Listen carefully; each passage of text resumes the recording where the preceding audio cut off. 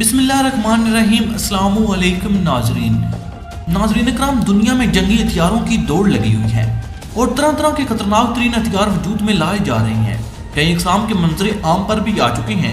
आज हम आपको इन हथियारों की एक किस्म बायो वेपन के बारे में बताएंगे, लेकिन इससे पहले कि हम इस पर तबसरा शुरू करें, आपसे इल्तमास है कि हमारे चैनल को सब्सक्राइब कर लें और साथ मौजूद बेल के आइकन को प्रेस कर लें ताकि हमारी तमाम नई आने वाली वीडियो की नोटिफिकेशन आप तक बआसानी पहुंच सकें। और साथ साथ हमारी हौसला अफजाई के लिए कोई कमेंट भी कर दिया करें।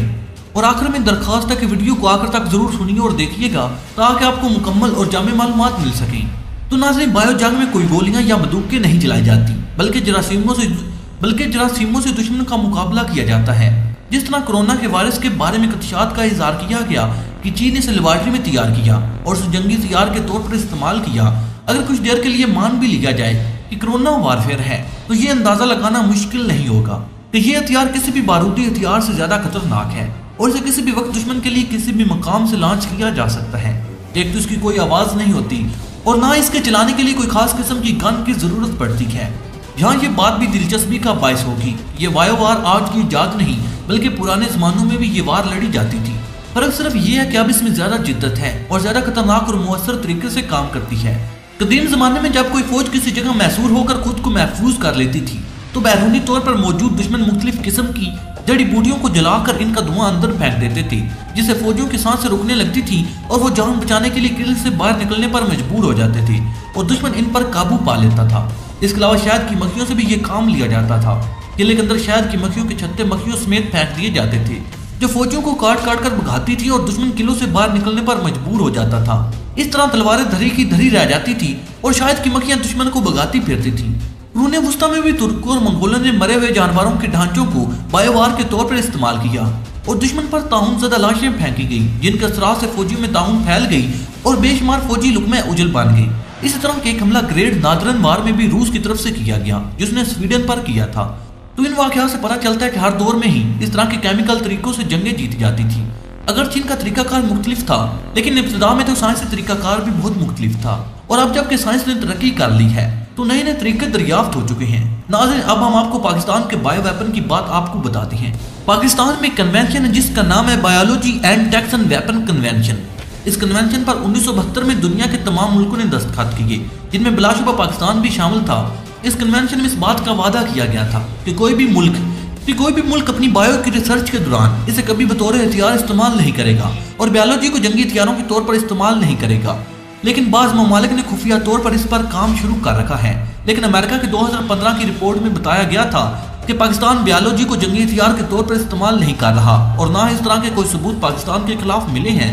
लेकिन 23 जुलाई 2020 को द कलेक्शन में एक आर्टिकल शाया किया गया, जो कि ऑस्ट्रेलिया के एक जर्नलिस्ट एक्ली कलान ने लिखा है। इसने इसमें इंकशाफ किया कि पाकिस्तान ने चीन के साथ बायोलॉजिकल वार के लिए खुफिया डील की है और ये 3 साला मुआहदा है। इसने मजीद कहा कि इस मुआहदे में खतरनाक तरीन हथियार एंथ्रैक्स पर काम करना भी शुरू कर दिया गया। नाज़रीन इकराम, एंथ्रैक्स एक वायरस है जो कि बैक्टीरिया की वजह से पैदा होता है। ये बैक्टीरिया जानवरों और हैवानों में पाया जाता है और इसका चांस होता है कि किसी भी वक्त इंसानों में मुंतकिल हो जाए। इसकी निशानियां ये है कि स्किन पर सूजन होती है, सीने में दर्द होता है और सांस लेने में दुश्वारी होती है। अगर इसकी एंटी डोज ली जाए तो मौत भी वारद हो सकती है और अगर इसको जंगी हथियार के तौर पर इस्तेमाल किया जाए तो ये जानवरों और इंसानों को भी हलाक कर सकती है। इसके गहरे असरात फसलों पर भी पड़ते हैं। इसके बारे में अगर तारीख का जायजा लिया जाए तो इसके असरात बहुत गहरे हैं और तारीख में भी इसका जिक्र मिलता है। जैसा कि पहले बताया गया था कि मरे हुए जानवरों को जंगी हथियार के तौर पर इस्तेमाल किया जाता था और उस वक्त भी एंथ्रैक्स को बायो एजेंट के तौर पर इस्तेमाल किया जाता रहा। अगर आप कुछ पीछे की तरफ जाएं तो आपको याद होगा कि 2000 की पहली दहाई में लिफाफों में कुछ ऐसी ही चीजें भेजी जाने लगी थी। इस तरह के खतूत अमेरिका के कुछ लोगों को भेजे गए, जिसकी वजह से इसके असरात 22 लोगों तक जा पहुंचे और 5 लोग हलाक भी हुए। इसमें यूएस पोस्टल सिस्टम के लोग भी शामिल थे, यानी अमेरिकी डाक के जिम्मेदार लोग भी इससे मुतासर हुए थे। अमेरिका ने इसका इल्जाम अलकायदा नेटवर्क पर लगाया, जबकि इस दौरान में अमेरिका के साइंसदान भी इस पर काम कर रहे थे, जो ब्रूस एडवर्ड और स्टोन हैं। और ऐन मुमकिन है कि उन्होंने ही तो जुर्माती तौर पर इन शख्सियात की तरफ भेजा हो।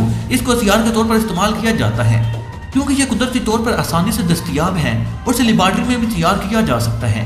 और आम बात यह कि इसके असरात बहुत देर तक कायम रहती हैं। इस हथियार को इसलिए भी खतरनाक कहा जाता है कि इसके लॉन्च करने के लिए भी कोई खास किस्म की गन की जरूरत नहीं होती और आसानी से इसे भेजा और फैलाया जा सकता है। दूसरा ये कि ना इसकी बू या खुशबू होती है और ना ये आम आंखों से नजर आता है। और एन मुमकिन है कि इसको खाने के साथ साथ किसी पाउडर या पानी में डालकर इस्तेमाल किया जा सकता है।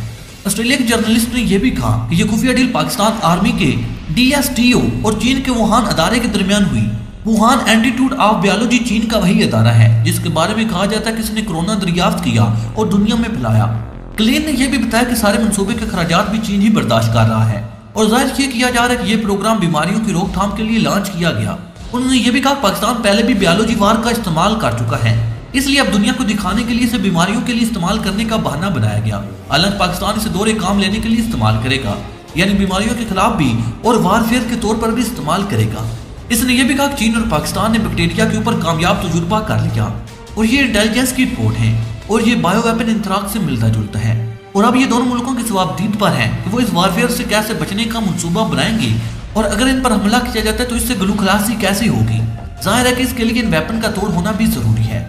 क्लान का यह भी कहना था कि इस प्रोजेक्ट को हेल्थ डिपार्टमेंट से अलग ही रखा गया है ताकि ये खुफिया ही रहे और दुनिया इससे आशना ना हो सके। तो दोस्तों अब तक के लिए सिर्फ इतना ही। अगर आपको वीडियो पसंद आई हो तो इसे लाइक और शेयर करने के साथ साथ हमारे चैनल को सब्सक्राइब कर ली और साथ मौजूद बेल के आइकन को प्रेस कर ली ताकि आपको अपने प्यारे मुल्क पाकिस्तान और पूरी दुनिया की आर्मी के रिलेटेड तमाम तर इंफॉर्मेटिव वीडियो सबसे पहले मिलते रहे। और हमारा ये वीडियो बनाने का मकसद सिर्फ और सिर्फ आपकी मालूमात में इजाफा करना है। नाज़रीन, मैं जानता हूँ कि आप तमाम दोस्त बहुत ज्यादा मुहिब्बे वतन हैं, इसलिए मैं चाहता हूँ कि आप तमाम दोस्त कमेंट बॉक्स में पाकिस्तान जिंदाबाद, पाक आर्मी पाइंदाबाद और अपने गुमनाम मुल्क के नाम सलाम जरूर कमेंट कीजिएगा। नाज़रीन, अगली वीडियो तक इजाजत चाहूंगा। अपना और अपने प्यारों का बहुत सा ख्याल रखिएगा। अल्लाह निगहबान।